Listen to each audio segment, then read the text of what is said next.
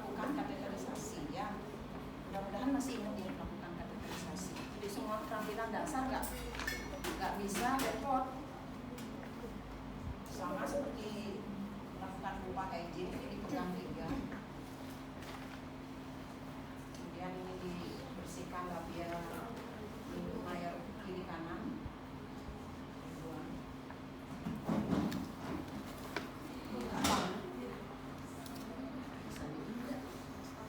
Kemudian labia minor kiri kanan. Yang terakhir baru vestibulum. Setelah itu kita masukkan kateter. Enggak ini kateter. Tapi jangan nanti ini dipakai ya, dagingnya bahaya. Cara memasang kateter, ini kan ada lubang ya di sininya untuk pengeluarannya. Ini harus ditutup seperti ini. Kemudian ini pegangnya begini, tidak begini. Ya, karena nanti ini jari telunjuknya ini untuk menutup lubang. Setelah itu kita masukkan sesuai dengan kurva jalan lahir. Jadi tidak langsung masuk seperti itu, tapi begini. Turun dulu, persis cari di uripisium uretra. Tempatnya itu di antara klitoris dan lubang vagina. Ya, jadi itu dimasukkan. Sebelum itu harus ada bengkok harusnya. Nah ini isi gel apa enggak? Enggak isi gel. Nah ini masuk seperti tadi, kemudian dibuka, dinaikkan, baru dilepas. Kemudian ini menekan kandung kemih sampai benar-benar kosong. Ya. Nah kalau sudah ini ditutup lagi, dibuka, ditarik seperti tadi, tarik.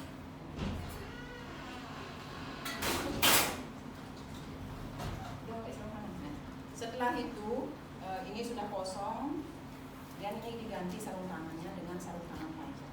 Ya. Cara membuka sarung tangan juga udah masih ingat, karena ini sudah digunakan, ini harus ditutup ya.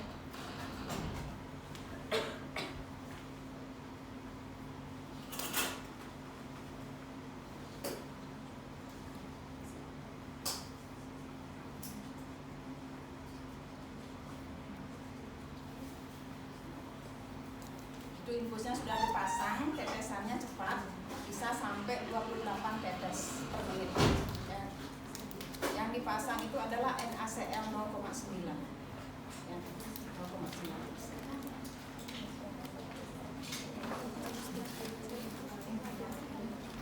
Oh ya,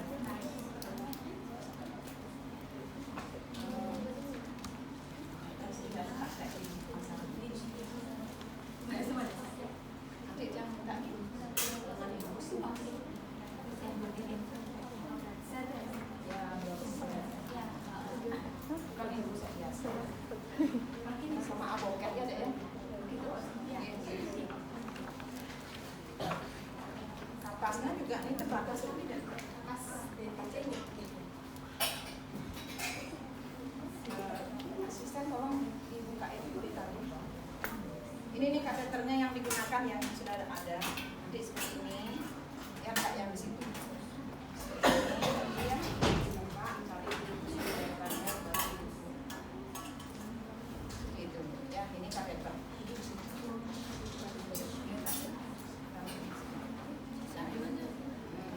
Ini diisi betadine dulu sebelum tangannya masuk. Ya, asisten di sini. Ketika kita akan memasukkan tangan, ya, kita akan memasukkan tangan. Ini dipegang lurus dengan tempat tidur tali pusatnya. Kemudian ini taruh tangan kita bentuknya seperti tangan obstetrik namanya.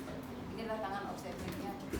Jadi ini ditutup seperti ini, tidak seperti ini, taruh di tali pusat. Ya, taruh di tali pusat. Kemudian ini ditelusuri sampai di mulut vulva. Kemudian arteri clamp ini dipegang oleh asisten. Ini tetap lurus, ya tetap lurus tempat tidur. Kemudian kita membuka labia, tangan kirinya membuka labia. Kemudian terus masuk. Nah, yang dicari di sini adalah insersi tali pusatnya di dalam. Ya, jadi kita cari di mana ini insersinya. Nah, mungkin saya keluarkan dulu ya supaya lebih jelas.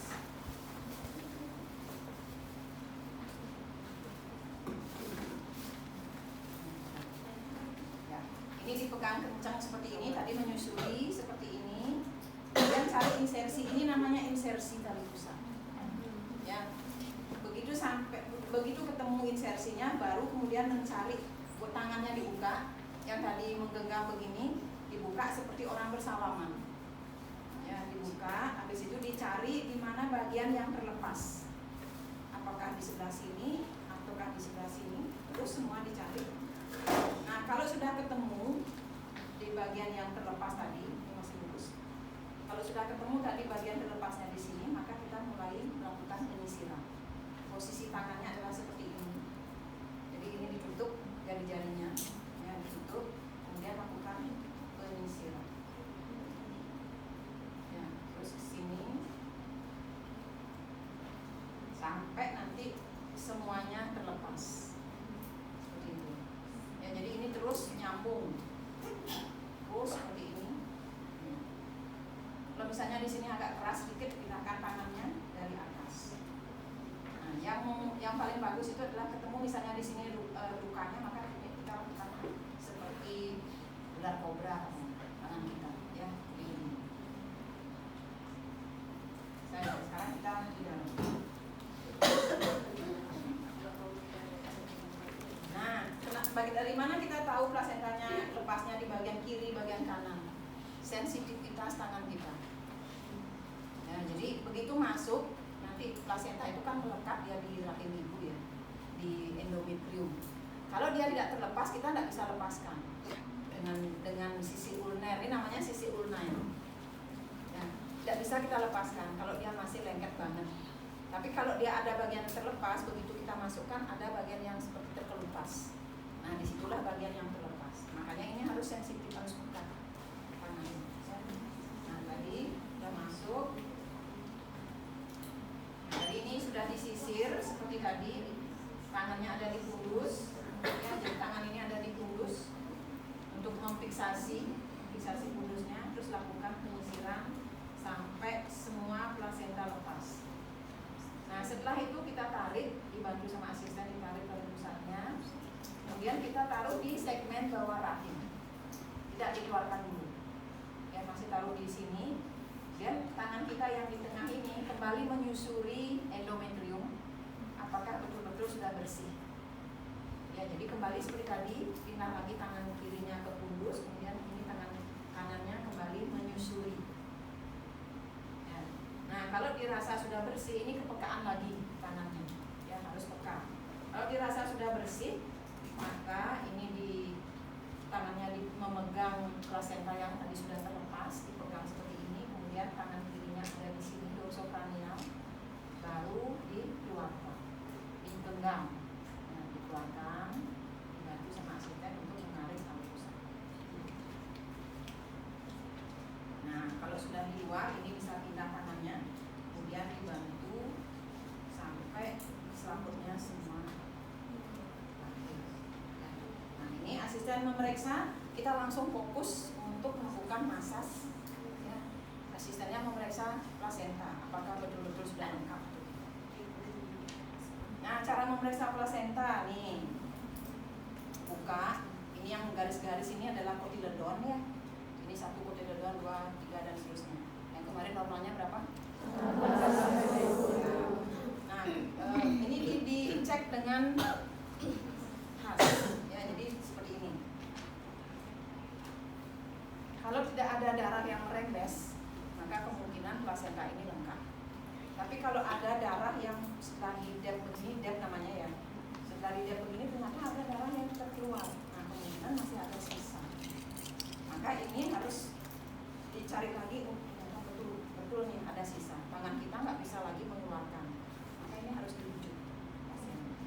Karena kalau tidak dirujuk, sedikit saja tertinggal di dalam endometrium, maka membuat perdarahan yang hebat. Ya, jadi ini dilihat. Nah, kalau misalnya tidak ada tadi perdarahan yang merembes, kemungkinan dia lengkap. Nanti kalau mau belajar untuk tahu darahnya lengkap, ya plasenta, kotiledonnya lengkap apa tidak, untuk tahu bahwa ini ada yang tertinggal, ini bisa dipotong sedikit di kotiledonnya, digunting. Nah, bekas guntingan ini pasti akan keluar darah yang merembes terus.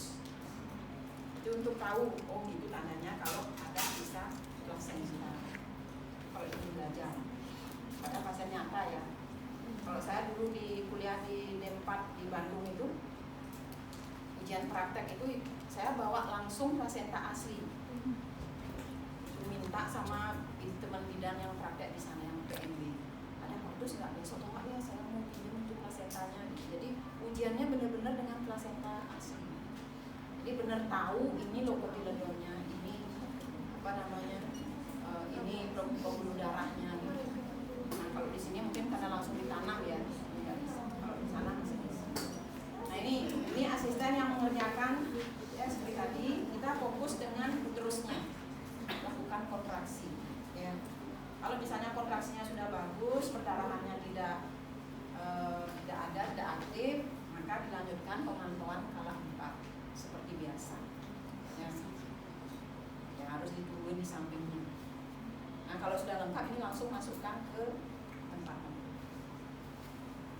Nah biasanya kalau kita melakukan manual plasenta, sangat jarang plasenta yang lahir itu utuh, sangat jarang ya, kecuali memang kalis istilahnya ya. Terkadang ada bagian yang apa namanya yang tadi di plasenta itu lepas-lepas, tapi begitu ditutup dia mau, berarti kemungkinan tidak ada yang tertinggal. Nah, makanya di sini asisten ini harus jeli melihat kotiledon tadi itu, jangan sampai nanti ada yang tertinggal dibilangnya lengkap gitu. Nanti 3 hari 7 hari datang pasiennya perdarahan karena sisa plasenta. Nah ini fokusnya. Nah infusnya di stop apa enggak? Nah tetap jalan. Karena ini masih observasi 2 jam. Ya kita nggak tahu selama 2 jam nanti apa yang terjadi. Ketika tadi kita memasukkan tangan, karena ini kan tangannya lumayan besar ya, masuknya, maka kita harus melakukan namanya anestesi verbal pasien. Jadi menyampaikan pasiennya, Bu saya akan masukkan tangannya, mohon dibantu tarik nafas panjang. Jangan dikempit, kadang-kadang pasien itu pahannya itu dijepit ya, jadi kita harus susah sekali memasukkan tangan. Nah ini yang perlu disampaikan kepada pasien. Ada pertanyaan dari langkah yang tadi? Kalau misalnya asistennya langsung disuruh buat Ya, enggak ada dulu. Masuk infus ya, antar ke sana, nggak boleh tidak diangkat dengan infusnya. Ada pertanyaan? Tanda tangan itu.